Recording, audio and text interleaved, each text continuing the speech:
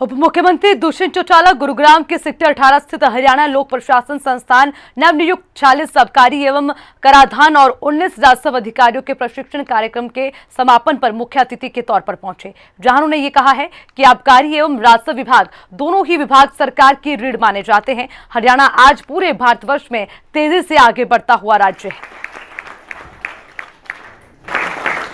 मैं बधाई देता हूं हमारे नए तहसीलदार को, एटीओ, ईटीओ जिनने अपनी ट्रेनिंग कंप्लीट करी है और आज से इस वैलिडिटी के बाद ऑफिसर्स बनकर प्रदेश की सेवा में उतरेंगे और उम्मीद करते हैं कि नया बैच नई ऊर्जा दोनों डिपार्टमेंट्स के अंदर लाने का काम करेगा, जिससे जो वर्किंग है वो और बेहतर तरीके से चलेगी। बड़े एनर्जेटिक युवा साथी आज इंड्यूस हो रहे हैं, जिससे जो वैकेंसीज थी जहाँ कई डबल चार्जेस थे उसके अंदर भी सरकार को फायदा मिलेगा। हरियाणा के जींद में किसानों की महापंचायत 17 कापू ने दी सरकार को चेतावनी। इंटरनेट सेवा बहाल नहीं करने पर सख्त फैसले लेने की चेतावनी दे दी गई। ये बड़ा अपडेट आपको देते चलें।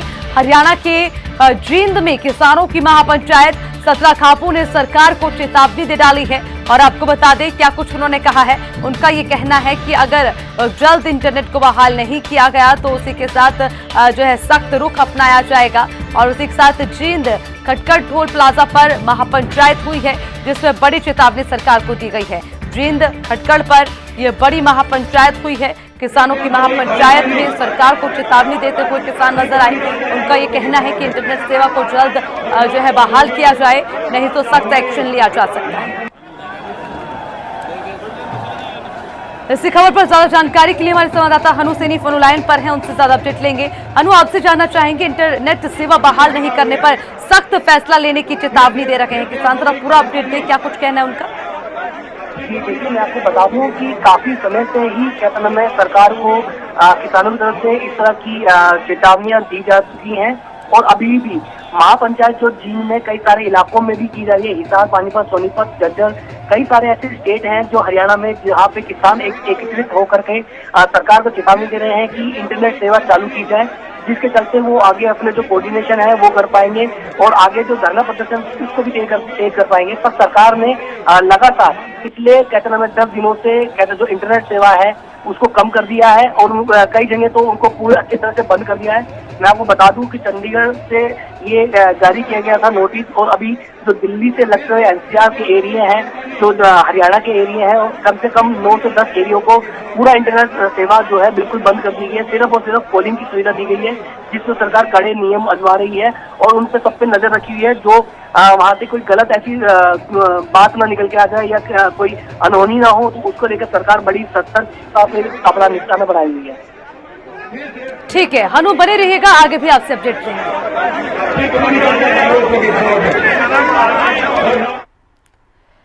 चलिए खबरों में आगे बढ़ते हुए एक और अहम जानकारी गुरुग्राम से आपको देते चले। गुरुग्राम में निकाली गई तिरंगा यात्रा, ये बड़ा अपडेट गुरुग्राम से आपको दे रखे हैं, जहां तिरंगा यात्रा निकाली गई है। लाल किले पर हुए तिरंगे के अपमान से लोग नाराज नजर आए। टाउन हॉल पहुंचकर शहीदों को श्रद्धांजलि दी गई। बीजेपी प्रवक्ता समेत बीजेपी के प्रदेश अध्यक्ष भी मौजूद रहे। बताते चले, जो लाल किले पर हुआ उससे हर कोई नाराज है, लोगों में नाराजगी देखने को मिल रही है। उसी को देखते हुए तिरंगे के जो है तिरंगा यात्रा निकाली गई है, बताते चले। और इसी तिरंगा यात्रा में कई बीजेपी के भी दिग्गज नजर आए हैं। गुरुग्राम में ये तिरंगा यात्रा निकाली गई, तस्वीरें लगातार आपको दिखा रखे हैं। तो इसी खबर पर ज्यादा अपडेट के साथ हनु सैनी हमारे साथ फोन लाइन पर लगातार जुड़े हैं, उनसे जानकारी लेंगे। हनु, आपसे जानना चाहेंगे, टाउन हॉल पहुंचकर शहीदों को श्रद्धांजलि दी गई, तिरंगा यात्रा निकाली गई, क्या कुछ लोगों का कहना है? देखिए, मैं आपको बता दूं, ये कैथरीन बीजेपी सारे प्रवक्ता थे और जो हरियाणा के भी कुछ किसान भी इसमें मिले हुए थे और काफी ज्यादा संख्या में कल इन्होंने आक्रोश अपना दिखाते हुए किसानों के प्रति, जिन्होंने लाल किले पे झंडे का अपमान किया था, तिरंगे का अपमान किया था, उसी को देखते हुए इन्होंने पूरे गुरुग्राम में घूम करके पूरे कम से कम ये 2,500 से ऊपर लोग थे और इन्होंने पूरे गुरुग्राम में घूम करके किसानों तक ये बात पहुंचाई है। सोशल मीडिया के माध्यम से भी कह सकते हैं और लोगों के माध्यम से भी ये बात आगे तक पहुंचाई है और मीडिया को खास हिंदी खबर से बातचीत के दौरान ये मनीष यादव जो प्रदेश अध्यक्ष है युवा मोर्चा के, इन्होंने भी बताया कि हम जो है किसानों के हित में ही आगे बढ़ रहे हुए थे, उनकी मदद भी कर रहे थे। ऐसा नहीं है कि बीजेपी सरकार उनके साथ नहीं है, बीजेपी सरकार उनके साथ है, पर मनीष यादव ने अपने कड़े वचनों के साथ ये कहा कि देश से ऊपर कुछ भी नहीं है। किसानों की मांग सही हो सकती है, किसानों की सरकार से नाराजगी सही हो सकती है, पर किसान बिल के संबोधित जो भी बात रही है वो सरकार से बात करें, पर देश से ऊपर कुछ नहीं है। तिरंगा हमारे देश की जान और शान है। ठीक है हनु, बहुत बहुत शुक्रिया तमाम जानकारी के लिए। वंदे तिरंगा। गुरुग्राम पुलिस ने 4 शातिर बदमाशों को गिरफ्तार किया है। ये बता दें कि ये आरोपी बाइकों पर सवार होकर लोगों से गन पॉइंट पर लूटपाट की वारदात को अंजाम देते थे। पुलिस को इस बात की जैसे ही जानकारी लगी तो एक व्यक्ति की कंप्लेंट के बाद जो है पुलिस टीम अपराधियों को दबोचने की फिराक में लग गई। पुलिस ने आरोपियों से वारदात में प्रयोग किया गया एक ऑटो रिक्शा, एक देशी कट्टा, एक जिंदा कारतूस और उसी के साथ लूटी गई एक मोटरसाइकिल सहित एक मोबाइल फोन भी बरामद किया है।